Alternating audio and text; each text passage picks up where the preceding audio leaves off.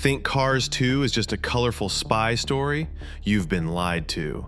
Pixar hid a dark secret right in front of you.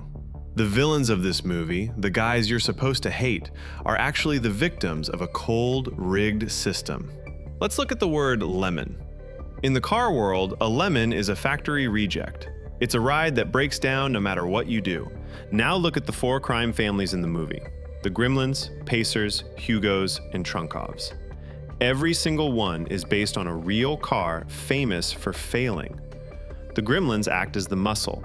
In real life, they fell apart on the road. The Pacers are the tech guys, based on a car hated for its bad design. Then you have the Hugo bosses. The real Hugo was a massive flop in America. Finally, the Trunkovs run the overseas crew. They represent outdated junk from the last century. Here's what you need to understand.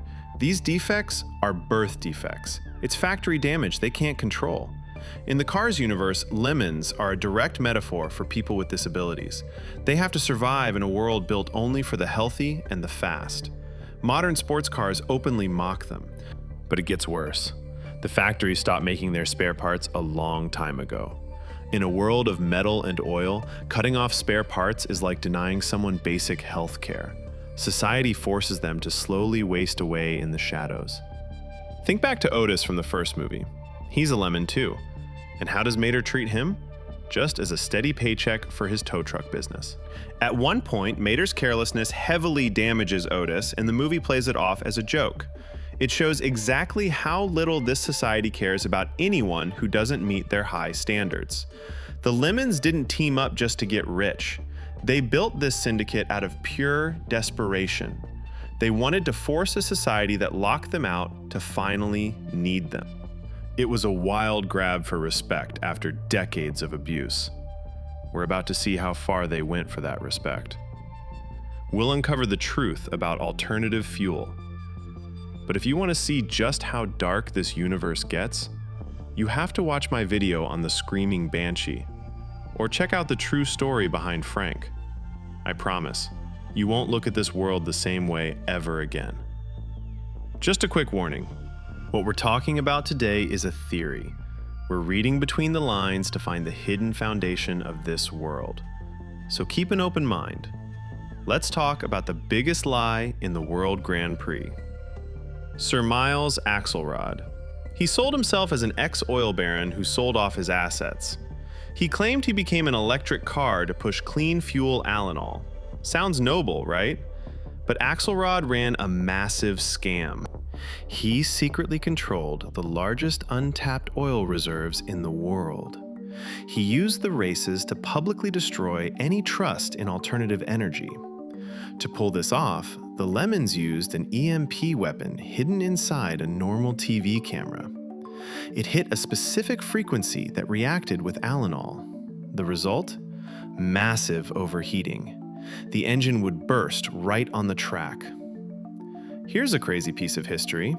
Early scripts had Professor Zundap's weapon shoot a focused beam of radiation, but the Fukushima disaster happened in Japan just months before the premiere. Pixar scrambled to change the weapon out of respect for the real-life victims. To understand how far this syndicate will go, look at how they handle secret agents. These scenes push the absolute limit for a family movie. First, they kill British agent Leland Turbo. Finn McMissile finds him after Leland got crushed inside a car compactor. He's just a perfect metal cube. Think about that for a second. Industrial compactors are extremely slow. That means a long, terrifying process of crushing a living machine. Spy fans might catch the dark nod to the James Bond classic Goldfinger, where a car faces the same fate. But the second interrogation scene goes even further. Take the American agent Rod Torque Redline. He's a heavy-duty Detroit muscle car, built tough. What do the Lemons do? They force-feed his tank with Alanol. Then they turn that camera weapon on him at maximum power. You see his engine overheat in the reflection of a TV monitor. All you hear is the heavy sound of metal tearing apart. It's one of the darkest moments in Pixar history. Why? Because you're watching a methodical, calculated breakdown of a living character. Let's step back for a second. Look at how these beings are actually built. To really grasp the horror of these scenes, you need to know what's under their hoods. Have you ever wondered why these cars have door handles, windows, and rearview mirrors? The doors of the cars never open because that's where their brains are. That means underneath that polished metal shell, there's a pulsing biological mass. Look at the deleted scenes. There's one called Hiccups. Lightning McQueen drinks a fluid too fast and starts hiccuping. Think about how biology works. A hiccup is a spasm of the diaphragm. That proves these metal bodies hide a complex system of internal organs, a respiratory system, a digestive tract that turns hydrocarbons into energy. But the wildest paradox hides in another deleted scene. McQueen has a nightmare. His engine is ripped out and shoved into a clumsy steamroller. The scary part? He keeps his consciousness in this new alien body. It breaks all the rules. Where is their actual self? Is it in the engine, acting like a heart, or is it in the doors, where the brains are? The idea that you can pull a living mind out and stick it into a new industrial shell, it turns this world into a dark dystopia, a place where physical bodies are just cheap, replaceable parts. And speaking of mindless slaves, you can't forget Bessie, that giant paving machine from the first movie. I won't get into her creepy anatomy right now. I already did a huge breakdown on her. You should definitely check that video out to see how their tech hierarchy works. Some cars are elites, while others are just mindless tools. But the simple fact that a living, unthinking machine like Bessie exists, it proves there are way darker secrets hiding under their hoods. Which leads us to the darkest stain in their history. Let's look at their history. Putting human history into a world of cars creates a nightmare. You ready? Take Sarge from Radiator Springs. He's a 1941 Willys military Jeep. In the movies, he actually talks about fighting in the Battle of the Bulge. That means World War II is canon in the Cars universe. Think about what that actually means. If there was a global war, there was a car dictator. There were brutal ideologies. There were massive scrapyards built just to wipe out entire model lines. Was the dictator a Volkswagen Beetle? Or maybe an Austrian off-road vehicle? It gets crazier. The spin-off Planes shows us that aircraft are alive too. Did fighter planes choose to crash themselves into targets? What about weapons of mass destruction? Did they have atomic bombs?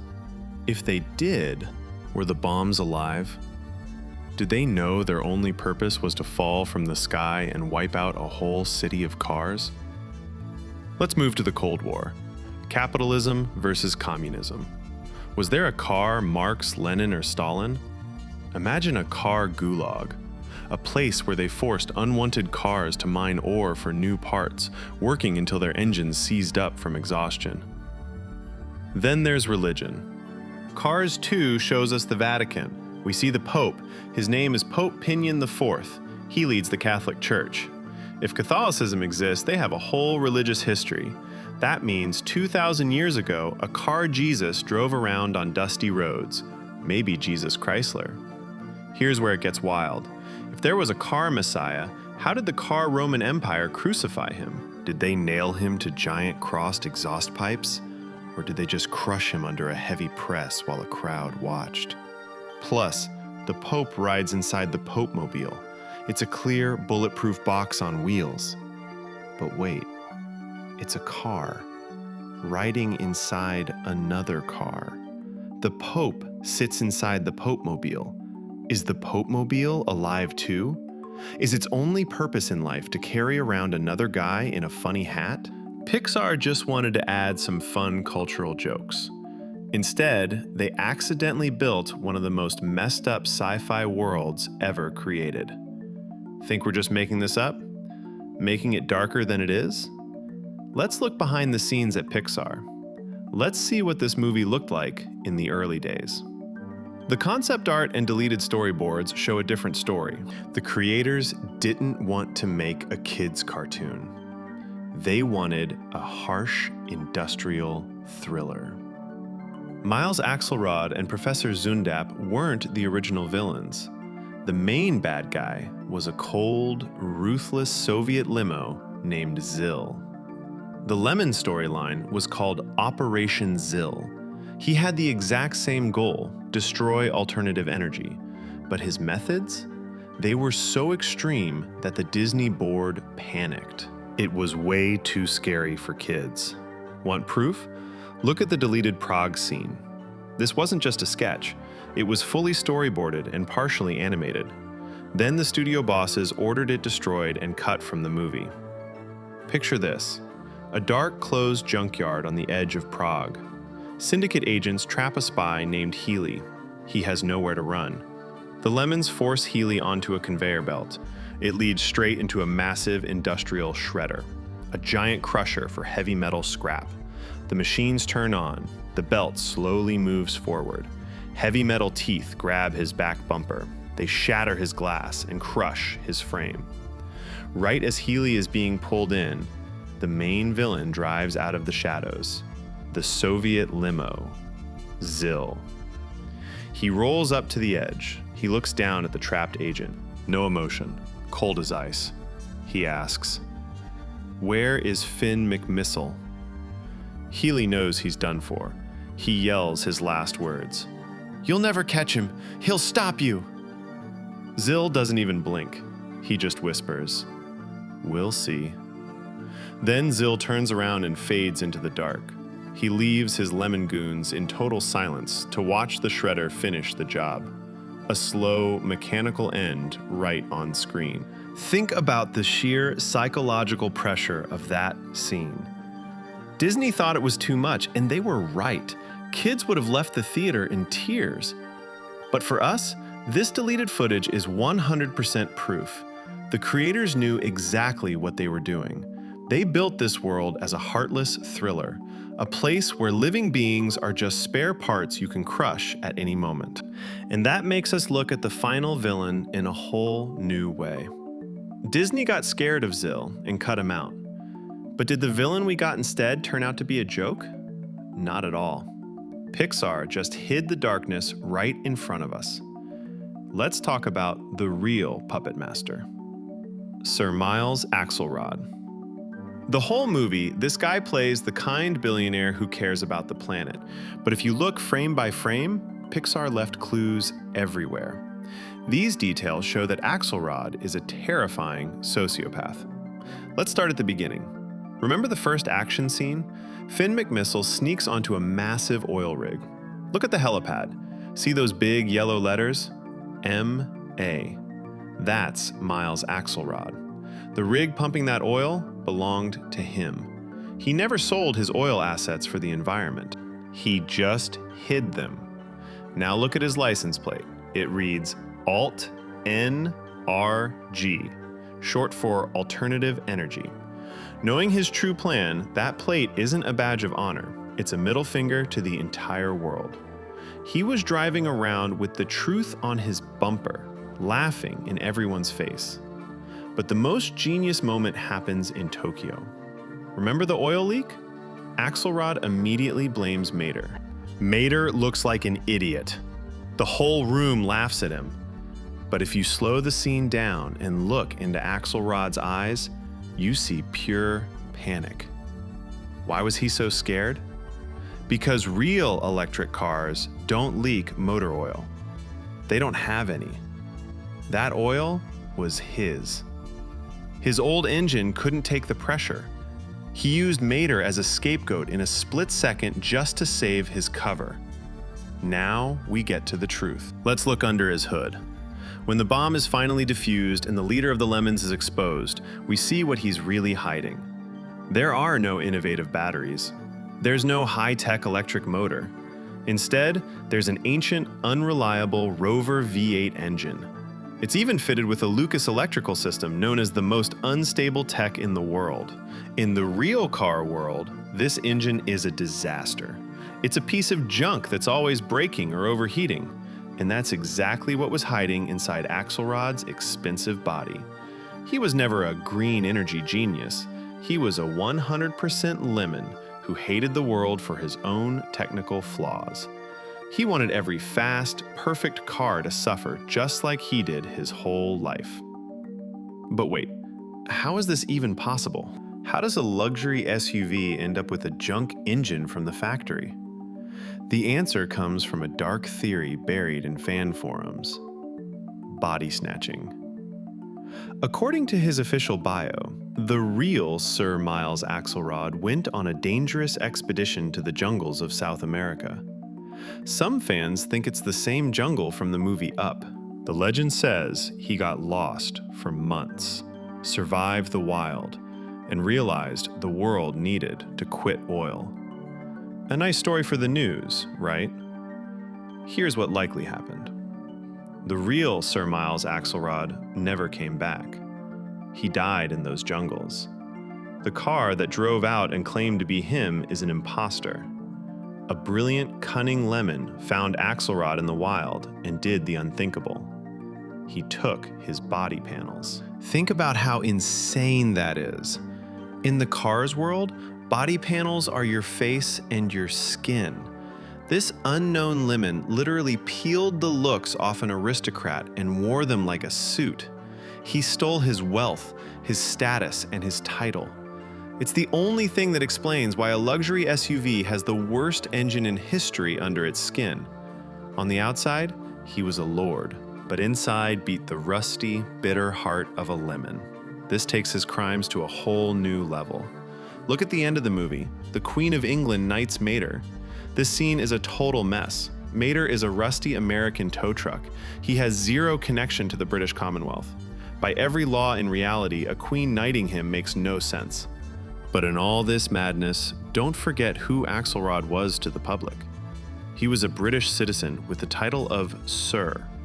That means his plan to sabotage the Grand Prix and kill racers on live TV wasn't just a scam.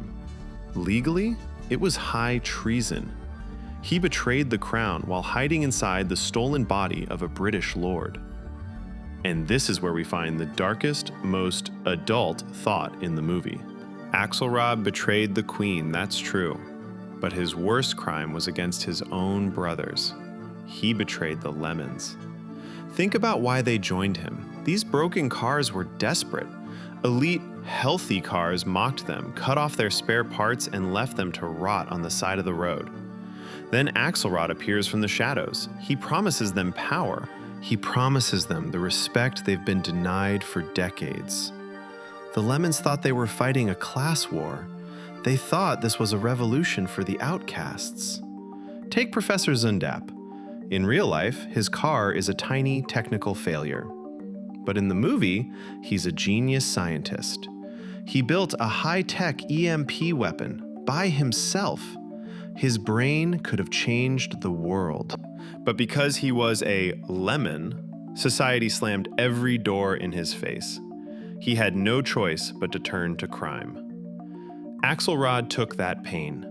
He took the trauma of an entire class of rejected cars and turned it into a weapon. He didn't care about lemon rights. He didn't care that they couldn't get parts to survive. All he wanted was to be the richest car on Earth by owning the oil market. He used their suffering as a cheap tool for his own game. And look how it ends. The heroes win, the plan fails, Axelrod gets caught by a goofy tow truck. But what happens to the thousands of regular lemons, the gremlins and pacers who just wanted to stop being treated like trash? In the final battle, they get beaten down. They get arrested, crushed, and thrown in jail. The systemic problem, the reason they fought in the first place, is still there. The system that started this whole mess hasn't changed. Nobody in the perfect world of cars stopped to ask, hey, maybe we should start making parts for these guys so they don't die in the streets. No. Now society will hate them even more. Before, they were just broken losers. Now, thanks to Axelrod, they're branded as international terrorists. They've been pushed into a hole they can never climb out of. It's a tragedy hidden behind bright explosions and dumb jokes. When you put the pieces together, the picture changes. Cars 2 isn't a failed sequel full of spy cliches. If you strip away the colors, you find a dark, industrial thriller about a brutal class divide. It's a world soaked in horror. A world where living beings are trapped inside steel boxes, unable to ever open their doors. A world that survived world wars and scrapyard camps. A world where secret agents are crushed into cubes or ground up alive in shredders. Look at how the movie ends. Lightning McQueen and Mater return to their cozy town. They laugh. They hang out with friends. The race is saved. The elite athletes keep drinking the most expensive oil. It looks like a classic happy ending. Good wins, evil loses. But now you know the truth. That happy ending is just a cover. Outside that tiny town, nothing changed. The system is still rotting. Thousands of sick, rejected cars are rusting in dark alleys right now. They have no medicine, no parts. They were used, betrayed, and tossed into the trash bin of history. The worst part? Not a single hero stopped to wonder why the Lemons took such a desperate path. Pixar created a masterclass in darkness. They wrapped a hopeless story in the skin of a family comedy. They made us laugh at Mater's jokes while a whole social class was slowly dying in the background. That gap between the bright colors and the pitch-black truth is what makes the lore of Cars so terrifying. And so brilliant. Looking back, one thing is obvious. Cars 2 isn't just a movie made to sell plastic toys. It's a deep, hidden thriller about a brutal class war. It's a heavy story about outcasts who lost everything. The Lemons were desperate, and a cold corporate sociopath used that pain to launch a global attack in a world filled with horror. We've seen a world where pulsing biological life is trapped under shiny hoods. A world that fought world wars, crushed its own kind, and built religions on total madness. This hidden lore is way darker than anything we expected as kids. Now, you probably can't look at a smiling Lightning McQueen without feeling a little uneasy. Today, we tore apart the dark side of the Cars universe. But have you ever wondered about the genetic experiments behind the animals in Zootopia? Or why Monsters, Inc. really switched from screams to laughter? What were they actually trying to hide from their citizens? Drop your theories in the comments. The most terrifying and well thought out ideas will be the focus of our next deep dive into hidden lore. Thanks for watching until the end. This was Mr. Blessed. Take care of your engines, and I'll see you in the next video.